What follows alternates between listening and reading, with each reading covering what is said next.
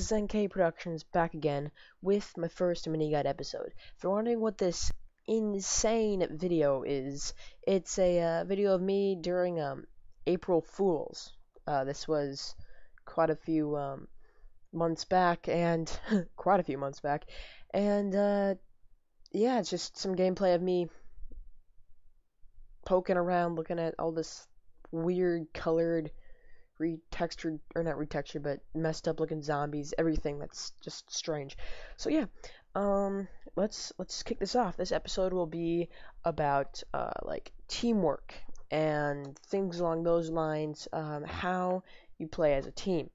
So the structure of these episodes will be there will be the types of the ups and downs, like the positives, negatives, the key elements, and then finally a good example. So this will be for each different topic. For example, right now we're doing a team. So it'll be the types of teams, the ups and downs of having a team, key elements of the types of having like the best kind of team you can have, and finally a good example of a team. So the types of teams are a group and a squad. A group is made in-game and uses in-game chat and has never played with each other before. In-game chat, for example, is a typing that you will see in the top left corner of the video right now. Um, there is the squad is they played with each other before, and they use some sort of communication program, Skype, TeamSpeak, things along those lines to help them play. They usually know each other, at least more than just complete strangers. Then there's the ups and downs of the teams. This is for the two types of teams. The groups, the ups of having a group is they can support each other. You could protect a base better, and they have more firepower, and you share resources. The negatives of it is you can't necessarily trust everybody in your group because you just met them. Your supplies diminish faster. If you're wondering what's going on here in the video, this is awesome, by the way. Probably one of my most intense moments in apocalypsing ever.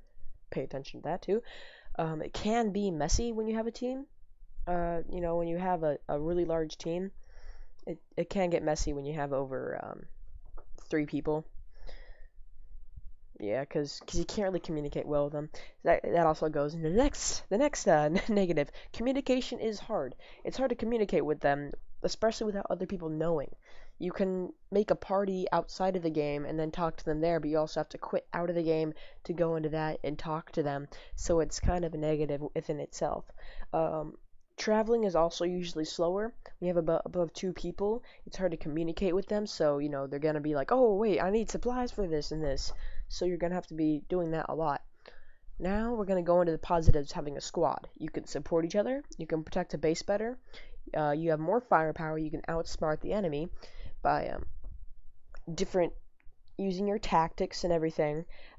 Because with you have your communication program, so basically you're able to communicate with your team without the other team knowing, without other people knowing, and a lot easier. And tactics can be used.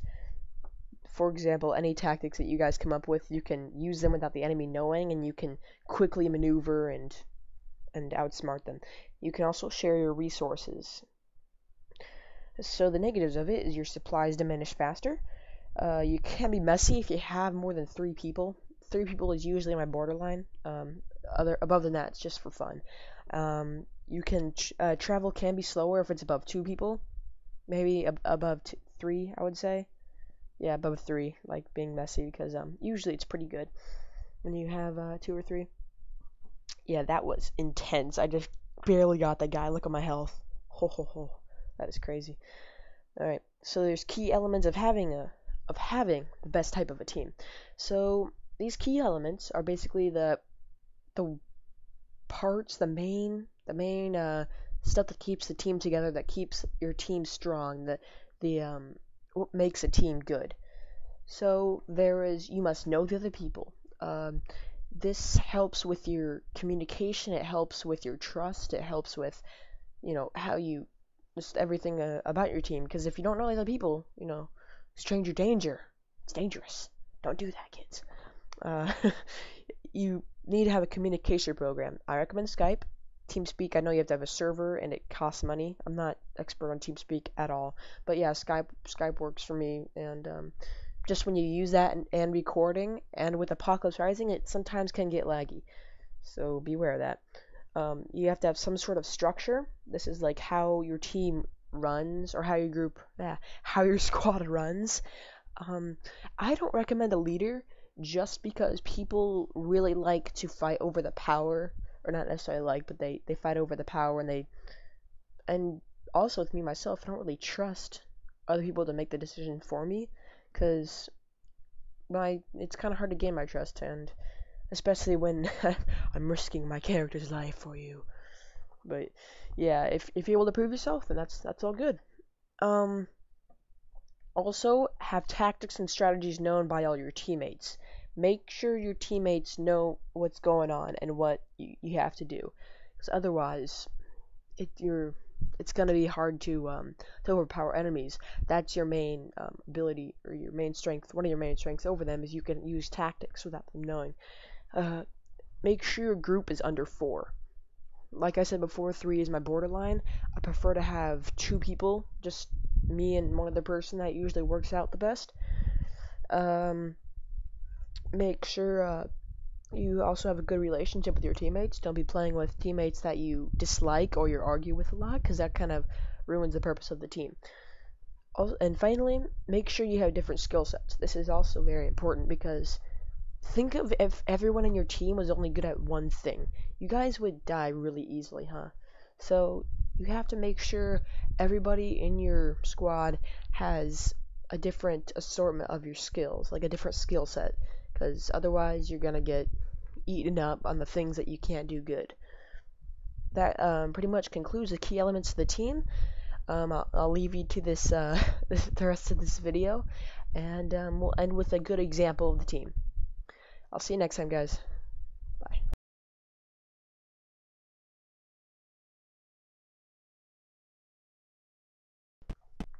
Hey YouTube, I didn't actually leave. I know, you're all glad, right?